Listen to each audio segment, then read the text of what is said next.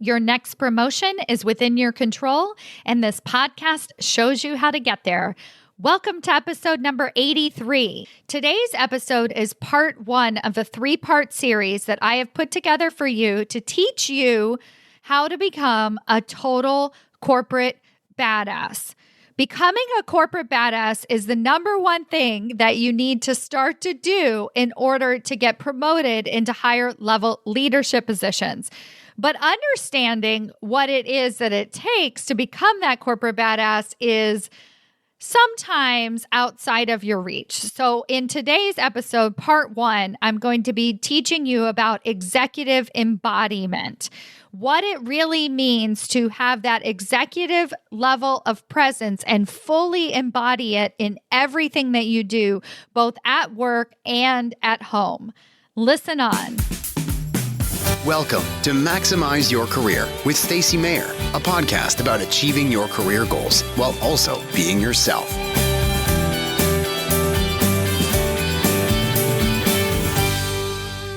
Hello, everyone. Welcome to another episode of Maximize Your Career. I'm your host, Stacy Mayer, and super excited, as always, to be here with you again this week. I had just recently opened the doors to my Executive Ahead of Time 6-week group coaching intensive. We start our next group at the beginning of September, and I open up the doors during the summer so we can get started with some early coaching with some of the people who register early. And I am so unbelievably excited about this next group of powerhouse leaders looking to advance their careers to that next level of leadership. And if you are listening to this podcast and you want to be a part of that group, do not walk to executiveaheadoftime.com, because if you are at all considering this, I want you to go sign up. It'll be the best thing you ever did for your career. But most importantly, I really want you to understand and feel the sense of belonging that so many of the leaders feel when they join my community. It is absolutely understated, the power that you can feel when you're surrounded by other women who experience the same challenges that you experience, and you can start to see them as not personal and realize, oh, I see all of these people are experiencing the same thing. So it must not mean that I'm personally not cut out for executive leadership, or it's my fault that I've been passed over for a promotion in the past. And then not only do you get to see the universality of the challenges that you're facing in the corporate world, but you also get to watch and witness other women succeed. So they put the steps, the process that I teach inside of Executive Ahead of Time into place, and they actually get wins almost immediately. You're going to start seeing wins in the first week, in the first module, when I teach you my process to get yourself out of the weeds. You're going to start communicating differently, building trust with your boss almost immediately, and you're going to start feeling better and happier. Literally, I'll say it again, almost immediately. So get in there, executiveaheadofTime.com, even if you need to pause the listening to this episode, totally understand, and then come back, because today's episode is really breaking down what you become as a graduate of Executive Ahead of Time. So this is a 3-part series that I am doing, essentially called my Corporate Badass series. I'm teaching you how to become a corporate badass, what it means to be a corporate badass, also known as executive presence. But I don't really like that word or that term, executive presence, but I am going to throw it out there because it's what we all think we need to do in order to succeed at the executive level.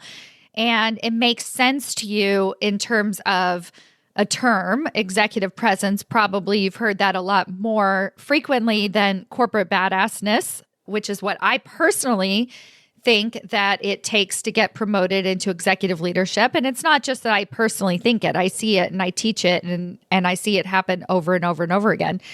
So executive presence, one of the other reasons why I dislike this term executive presence is literally, think about it, like when you say those words to yourself, how does it feel? how does it feel to you? Do you feel motivated to go for a C-suite role when you say, oh, I need executive presence in order to do it? Literally, like, ask yourself that question. How does it feel when I say I need more executive presence? And then now I want you to ask yourself, how does it feel when I say I need to become a corporate badass in order to get promoted into executive leadership? Like, I love laughing, right? And you know I do. I have so much fun in life, and I have so much fun inside of executive ahead of time and all of the clients that I coach, because that is the life I want to live. I want to live the corporate badass life. I don't want to keep telling myself the story that I need more and more executive presence. For me, executive presence feels heavy. It feels like it's something outside of my control. It feels like something maybe I needed to be born with instead of something that I can actually control and obtain. But becoming a corporate badass, the first thing I think of is like, hell yeah, I already am, right? Like, I am a badass. You are a badass. If you are listening to this podcast, I'm sorry, whether you believe it or not, you are a total corporate badass. There are some skills that you might not be utilizing right now that are going to make you even more of a badass. And that's why I'm doing this 3-part series, so that you can understand what it truly means to become a corporate badass. And you also want to make sure that other people see that, so that you can get the title and the compensation to match your corporate badassery. So I'm super excited about this series, because I just love saying the word corporate badass because it makes me happy. And so we want to do what makes us happy, people. We want to stop doing the thing that just makes us feel heavy and out of control. And if that is telling yourself on a daily basis that you just need more executive presence, stop it. Stop showing yourself that you are a true corporate badass. So inside of Executive Ahead of Time, I teach you how to fully become a corporate badass. And I do that by teaching you these 3 skills that I'll be teaching one by one over this podcast series. So make sure that you listen to the entire series. It'll be coming out every single week. And in this first episode, I'm really focusing on executive embodiment. Who you are. Are you embodying an executive level persona, right? Do you actually feel and dress and act like a senior executive leader? That's executive embodiment. Next week, I'm going to be talking to you more about executive communication. So once you have that embodiment, you feel like the executive, you really believe that you are the executive, then it's a matter of how are you communicating that to other people? What are the words that are actually coming out of your mouth when you have conversations with your boss?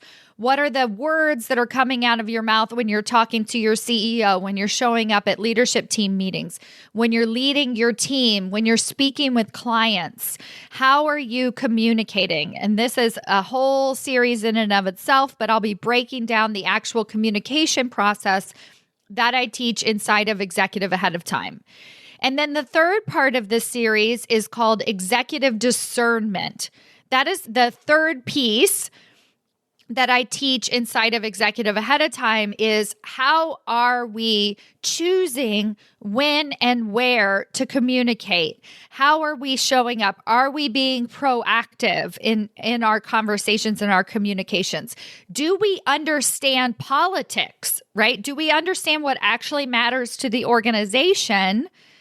And are we able to communicate that effectively? And then I'm also going to show you when to speak up, when to talk about getting promoted into that next level position, and when not to talk about it, right? It's very important that we don't become that squeaky wheel that's always saying, what about me? What about me? And part of executive discernment is understanding that the organization only cares about the organization, right? They care very little about your career. And so we have to play into that sort of political environment in a way, but so that we can get into those higher level positions and really have that influence and make that impact that we want to be making at our organizations. So that's the 3 parts of my Corporate Badass series that I'll be teaching you. And again, today we're going to start off with executive embodiment. Are you the executive ahead of time, right? Are you really embodying executive principles? And it's easy to get off track with this one because most of you have been an individual contributor or have risen the ranks of leadership based on your specific technological skill set, right? Anything that you know, whether it's human resources or actual technology, right? Like, so whatever that skill set is, your knowledge, that is what you have been relying on the first 20 years of your career to get ahead. And many of you transitioned into leadership probably a while ago, or maybe you're just now making that transition. But either way, you're bringing that subject matter expertise with you. And so you see yourself as a individual contributor, as a person who, if they want to rise the ranks of executive leadership, they need to work on their skills, their technology skills, right? They need to actually advance a specific skill set in order to advance in their career. And I am sharing with you the opposite, which is that yes, there are some technical skills that we need to understand, but I really want to say that's actually the easy part because you've been doing it for 20 years. You know how to find this information, right? You know how to understand things at a higher level. But what you don't necessarily know how to do is become the executive. And we can start doing that now, even before we actually get the title to match. And here's the beauty of it. Not only can we become that, but we can also start to experience the rewards of it. And by rewards, I mean the title and the compensation has to catch up with it, of course, right? You're going to become that executive and your title and your compensation is going to match. When you become that executive ahead of time, what you start to be able to do is actually be able to make that impact that you want to be able to make at your organization right now. You're able to have the influence that you want at the top, and you have the energy to go along with it because you're happier almost immediately, right? When you start to be able to pull yourself out of the weeds, you stop relying on your subject matter expertise to get ahead, you feel better about your job and the contribution that you're making to your organization. One of the biggest benefits that my clients receive is having a senior executive leader that just 6 weeks prior didn't even really know their name or even know if they were in meetings or not. Contact them to run an idea by them. You guys don't understand the magnitude of this. I want you to think of that person that doesn't know your name, really, that senior executive leader that you admire, but you don't have a strong relationship with them. And then fast forward and imagine them contacting you to run something important by you first. They're not contacting you because they need some specific numbers to fill in a gap, right? That's what they're already contacting you for. That's why you feel like they don't really know you. But let's say they contact you because of something that has to do with leadership, right? They're making some big decisions at the executive level, and they think of you because they want to make sure that they get your input because your input actually matters in this particular decision, right? And when this happens to you, like I said, you're going to shrug it off because it's never happened. The amount of joy and love and enthusiasm for the work that you do, the pride that you feel when a senior executive leader that you already admire so much actually contacts you, it feels so incredibly good. And here's the beauty of it is you're going to pay it forward. So as you continue to advance in your career, you're going to give back to other leaders who are rising the ranks as well. You're going to give back to them and you're going to show them that their ideas really matter. And you're going to find ways to include them in the conversations because now you actually have that level of influence at your organization. So this is executive embodiment, right? Am I truly acting as the executive ahead of time? Am I acting as that executive leader? And by acting, and this is why I use the word embodiment, is because it's not pretending. We're not faking it until we make it. We are truly embodying that executive level persona. You're able to really become that executive ahead of time. That is the fastest way that you're able to move into an actual executive leadership position, because that is my goal, is to get you promoted into senior level executive positions. It's not enough to just be continuously doing the job of the executive. At some point, we're actually going to make the transition. But the way that we're going to get there is by practicing executive embodiment. So now I'm going to show you how to actually do that. And I've broken it down into 5 steps, different things that you can start doing today to really become that executive. So the first thing that you're going to do is you're going to actively take up space. It matters to have you at that table. It matters that you are on the call. It matters that you were invited to these senior executive leadership positions. So you are going to own your seat at that table by taking up space. Now, in terms of executive presence, and you can Google it and look at different physical ways that you can start to take up more space in the room. There's a couple of quick tricks. One is that as women, we tend to kind of sit in the back, sit off to the side. So you actually sit at the table. Another trick is that women raise their seat up a little bit higher, so they literally physically take up more space.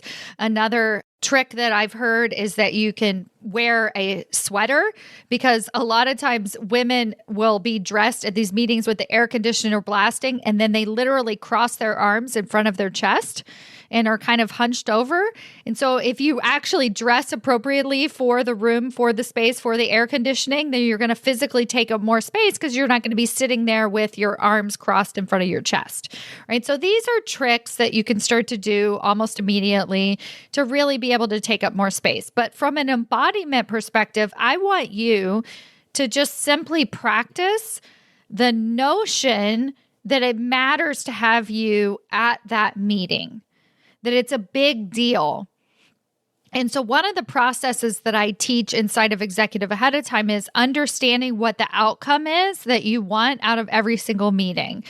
And so from an embodiment perspective, what you're going to start to do is just say, the outcome that I want is I want to be included in the conversation today.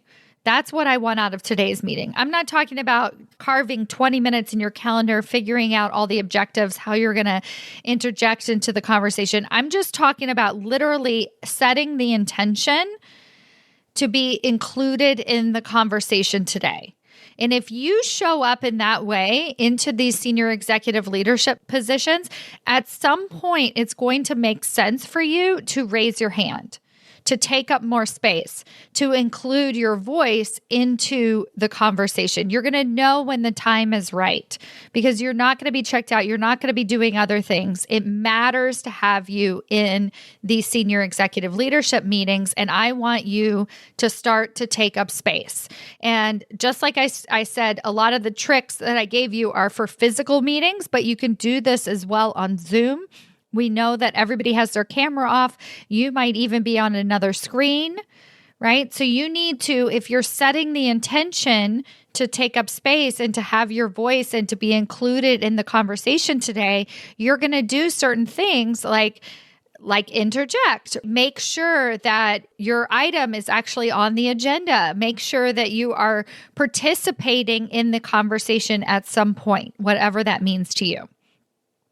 The second thing that you're going to do to really be able to practice executive embodiment is you're going to start to share your opinions. This is very different than sharing your knowledge. And I think that's what a lot of you guys are doing right now, is you're sharing your knowledge. So you don't want to just add more noise to the conversation. So you wait to be called on. You wait until you have the answer for something. And what I want you to do is to start to interject into the conversations way earlier than feels comfortable. And you're going to do this by sharing your opinions, right? Something that you believe in, something that you're hearing, something that you thought about, ask a good question, whatever that is. So when you're thinking about before the meeting that I want to be included in this conversation, you're also being open and willing to share your opinions. Now, I've talked so far about things that you can do in larger group settings, but all of these apply, and you should understand that they're very important to do one-on-one. And so it's really important that if you set these intentions and you're having 15-minute ally conversations that I talk about on my podcast and inside of my programs a lot, that you're actively sharing your opinions, you're sharing what you're seeing, you're sharing what you think is possible. Even if you don't have all the answers, you're not just relying on sharing your knowledge. So that's the second thing that you're going to do. The third thing that you're going to do is to start to have this executive embodiment is you're going to understand that executive leaders are proactive instead of reactive. And you know this because being in reaction mode kind of sucks, right? You feel exhausted. It's overwhelming. It feels frustrating when crap hits the fan. You're the first one they call on and you have to put out these fires all the time and it doesn't feel good. You get a little bit of a dopamine hit because you saved the day, but all in all, it doesn't feel sustainable. And you certainly don't want to scale yourself into higher level leadership positions because you know that all of those bad habits of being reactive all the time is going to scale with you. So you're actually going to create a practice to be more proactive. You're going to really think through how you're approaching situations, how you're looking at obstacles and challenges. When you see those obstacles and challenges, are you actually bringing them up in conversation? Now, this is very different than talking about problems all the time. So when I say sharing your opinions, you want to be very careful that you're not just complaining, that you're talking about problems. Well, we're not going to be able to do that because, you always want to have a solution. And so as long as you're being solution focused versus problem focused, you can be very proactive about the potential obstacles. Have you talked to this person? You can ask good questions and be like, well, 2 years ago, I noticed that this happened. How have you, right? So you're making sure that you're engaging in all of the conversations ahead of time and not when it's too late. How many times have you ever thought to yourself, oh, I should have said something sooner because this played out exactly as I thought it would, right? And so you just want to make sure that you're continuously being proactive. And if you start to embody these traits, if you start to take up more space, if you're open to sharing your opinions, if you're being proactive instead of reactive, then the other executive leaders are going to start to see you as an executive leader. Now, notice that so far, and I'm going to give you 2 more things that you can start to do, but I just really want you to understand that this type of executive embodiment is not the same executive presence that we've heard, which is that we need to be louder. I've heard from some women that they've even been told that they need to speak slower and their voice needs to be lower, which is essentially telling them that they need to be more like a man. The majority of CEOs of Fortune 500 corporations are 6 feet tall white males, right? They don't have to actually do anything to take up space, right? They physically take up more space than the other women in the room. A lot of times their voice is louder. It cuts through. And so as a woman, we don't want to be a part of that noise, but this is why you also need to be very proactive in the way that you're showing up at these meetings because you're not 6 feet tall, because maybe you're not in a position of influence and authority yet. So you have to actively take up space. You have to be proactive. You have to be a part and own your voice at the table. Own the fact that it matters. You need to be a part of the conversation, and it requires a little bit more effort, right? It requires a little bit more work, but the outcome, the benefits are so much greater. The other thing that you're going to start to do is hold your own in the conversation. And I'm going to talk about this more next week when I get into executive communication skills. But essentially what you're doing is you're thinking of all of these leaders that you look up to and people that you're partnering with as partners. See, I just said it, that you're partnering with them. They're not your boss. They're not the CEO. You are, and your ideas are just as valuable at your organization as theirs. Right? And so when you start to embody this attitude of partnership and you're bringing that into all of the conversations that you have, you'll notice that you speak differently. You say different things to people. And it's so key because your attitude is different. You start to feel better at home, right? Like you're embodying this executive level of presence, right? You are becoming that executive. And then the last thing is that you are a leader, not a follower. So a follower is a subject matter expert. A follower, a lot of times, is a middle manager, even at director level. I meet a lot of even C-suite executives that are still acting like followers. And you have to make sure that you are leading the way. And so I want you to start to ask yourself, what is my leadership style? Understand all of this that I'm talking about, all of this corporate badassness, all of this amazing leadership that you have is not something that we're creating. We're not going out and finding it so that you can become somebody else and create this executive presence. We're literally uncovering, right, what is already within you. None of this that I have spoken to today requires you to be any different than you are. It doesn't require you to be an extroverted personality. It doesn't require you to be louder. It doesn't require you to not have children, to not have other priorities, to not have the right clothes. None of that matters. There are corporate leaders that I work with blue hair, who never wear shoulder pads, who, God, does anybody anymore wear shoulder pads? We don't dress like men to do this, right? There are women that I work with that wear black t-shirts and black jeans. And then there are women that wear unbelievably gorgeous high heels and dress to the tens every single day that they go into work. Right? You can be all different types of personalities and still embody executive level presence. This executive embodiment has nothing to do with those physical attributes, but it has everything to do with how you're showing up and how you see yourself as a leader. So when you start to take up space, when you begin to share your opinions, when you are proactive instead of reactive, when you hold your own in a room, when you are partnering with these senior executive leaders, when you know that your voice matters, and you really understand and embody and are intentional about your own unique leadership style, that you are not a follower, that you are a leader, and you're not trying to have power over people or lead other people so that you can tell them what to do. You're leading with them. This is what partnership is. But for most of you, you're playing too small. And so what you need to start doing is start to understand that you are a corporate badass. Your organization needs you in a higher level executive position.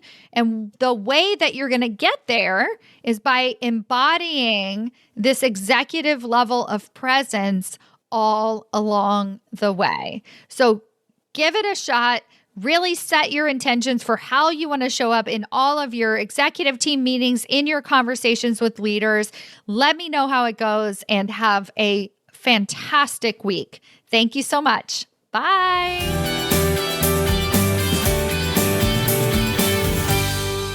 Hey, if you are looking to get promoted into senior executive leadership, or you just want to make a bigger impact at your organization today, then I invite you to join me inside of Executive Ahead of Time. This 6-week group coaching intensive sets you up for leadership success. So not only will you gain the tools to get promoted into that next level position, but you will also have success once you get there. Go to executiveaheadoftime.com. That's executiveaheadoftime.com to learn more and register today. Join us so you have everything you need to ensure that you never get passed over for a promotion again.